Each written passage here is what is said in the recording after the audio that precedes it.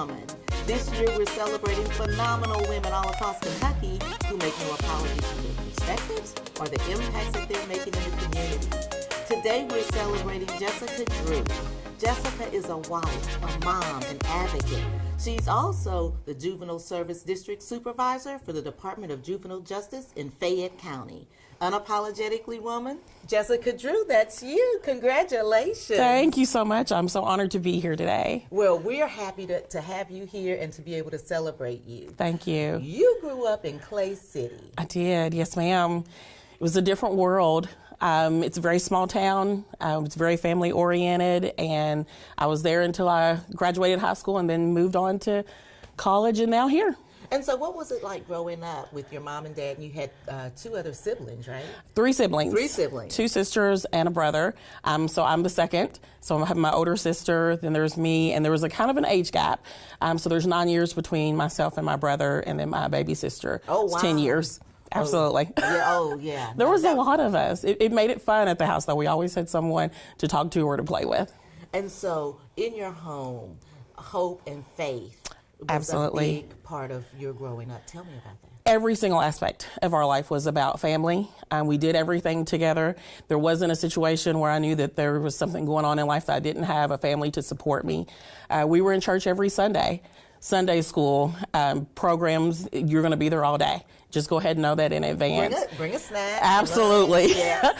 And our mom was the pianist. You know, she was over missionary, Sunday school, and our dad was a deacon. So everything that we did, it just really enveloped our church as well. And so your mom's really big on education. Huge. Mom and dad both. So they raised us all to believe that your education is something that no one can take from you. So hold on to it. Fight hard, work hard to be able to obtain it. So all of my siblings and myself, we've all reached our master's degrees. So it's a huge blessing for us to give back to our parents. And how does mom feel about that? She's overjoyed. She tells everyone. If she were sitting here today, she would control the conversation and tell you, but all of my babies have their degrees. Yes, she loves it. And so you get your master's degree and you're in the juvenile justice world. What is that like? Every day is different, but it's a joy. I tell people all the time when they ask, how is it living in this type of world where you're seeing some really sad situations with our kids, but I love every aspect of it. Every day I come into the office, I know it's going to be different, but I live for the joy that we're able to pour into the kids. So if there's one kid that I can make a difference for, if I can pour into them the love and the support that I had growing up, then I walk away at home and I'm like, oh, today was a good day because I'm able to give that back. And you have a good story about how you got into this. It's really weird because it's one of those you didn't realize when it was happening how it was going to impact you.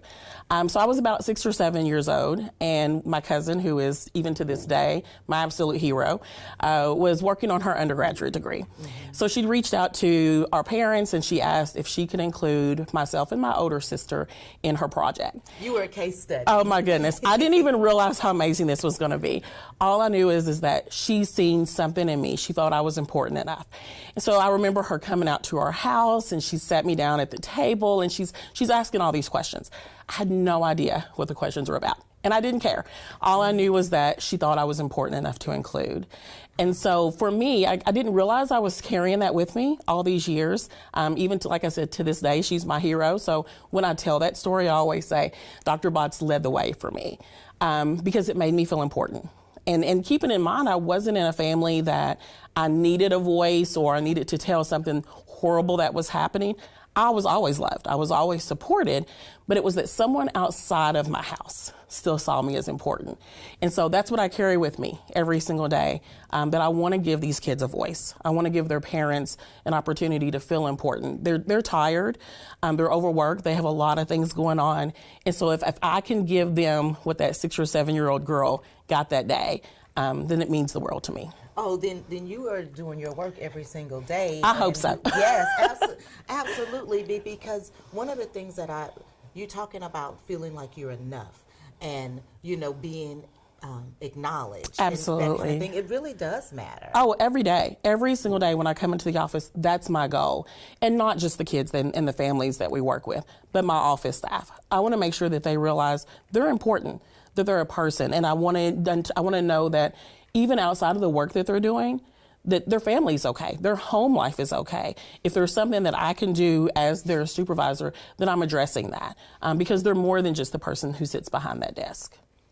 And so you've not always been in the position that you're in right now. Correct. There was I haven't. a journey. Tell It us has about your been. journey, because a lot of times people will look at you and say, "Oh, you just woke up and you were there." But there's a journey and a method to this. Absolutely has been, and it's been a joyful one.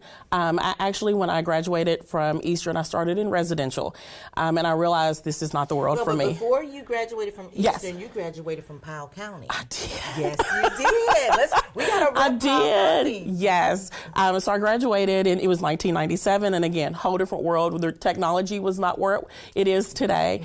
So I graduated, and I immediately knew, of course, because my family really just has to, they love education and what it can provide for you. So I immediately knew I'm going into college, and so I went to EKU. And I went in knowing 4 years, I'm out. I can't stay here forever. I need to start giving back to the world. So I graduated in 2001 with a degree in psychology.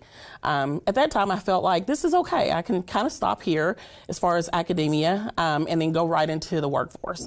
And I remember coming to my dad. It was like 2 days after graduation, and I'm back at my parents' house, and I'm telling him I have an interview coming up, and he's like, "Well, you just graduated." And I'm like, "I know, but I need to start working. I need to start giving back." So 2 days after graduating, I'm already at my first interview. And I immediately started from there, just in this kind of social service Did you get the field. job? Automatically. That's what I'm at the saying. interview, and the director says, "Okay, so can you start tomorrow?" Is that how this works? I don't know. This is my first job. And he said, "Well, we'll get all of your stuff taken care of today, and we'll get you started." And so it's just been, from that moment, I've just been running. So I went from working in residential to coming to Lexington, and I started teaching. And didn't realize at that time that it was a passion that I'd never really tapped into. Where were you teaching? So initially I was teaching at National College of Business, and they changed their names a couple of times, but kind of really kept with the idea that we want to work with those individuals who, they have a lot of other stuff going on. So it's non-traditional, and make it available for them where they can do all the things they need to do throughout the day for their family, for themselves, through employment, but in the evening they can really work on their education. So I worked there for about 11 years. And it's funny, my mom remembers when I was graduating kindergarten, and I walked up to the microphone, and they asked every student, "What do you want to be when you grow up?" And apparently I said a teacher. Oh. And I didn't realize that. I'm 5 years old. And so I didn't realize that was a passion. So I taught for about 11 years, 10 or 11 years. And at the time, my son was younger. He was in elementary school, and he's playing sports, and I had a lot on my plate. And so I needed to kind of slack back and just be really a mom and not miss what's going on with him. So I stopped for a few years. Last year, I'm at home one day, and I said, "You know what? I need to go back into the classroom." And so I looked online, and BCTC was hiring, and I thought, well, why not? So I submitted an application and immediately got hired. Well, not the same day. I came in for an interview, and I'm talking to the supervisor, and she was absolutely phenomenal. And she said, "There's just something about you. I think you're going to be a great fit."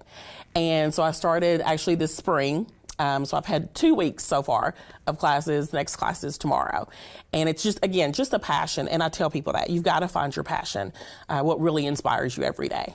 And then that's what gives you the energy to keep going. It does. Absolutely does. Sometimes I'm tired, and I'm like, I could go to bed right now. But this is another opportunity. It's a gift that I feel like God gave me. And if I don't share it, how am I telling him thank you? And so I want to make sure that I'm giving back every opportunity that I have. And then you're showing your children what it is to give back to the community as well. You've got a couple of kids. I do. So our oldest is In your 23. spare time. Somehow we're raising them. Our oldest is 23, and my baby is 15. And he's in the Spanish immersion program. And so that's a huge program when it comes to community service and giving back. So he's already started that. He came and read here actually at Community Action last year to some of the children, and he loved it. So that's what I want him to be able to see. This world is so much more than the four walls of your house, and you want to be able to branch out and give back what you were given. Growing up, I was very blessed that I had two parents. I had strong siblings. I always had that support, church family. I don't have a story where I've endured something that was horrific, but I want to be able to instead give what I was given. And so I had a great childhood. I have a wonderful husband now, and I want to be able to share that with as many people as I can. And, that's a great perspective. Absolutely, yes, ma'am. A great way to look at it. But you also have a thing for superheroes now. I do. Thanks to the kids. Thanks to them. So I wanted a girl. I just knew that I needed to have a girl. I was all things pink. And so I wanted to be able to have a baby girl following after me to go to the nail salon. That wasn't what was meant. And so instead, I have 2 boys. Barbershop. Yes, the barber shop. And so my youngest loves Marvel, anything superhero. And so I've really just kind of found myself just as in love with it as he's been. But I really want to use that. So even when I'm been in positions where I'm giving presentations, I talk about Marvel. Because the key thing about Avengers, which is so important, is each person has their own gift. They have their own power. And that's how I see us as social change agents.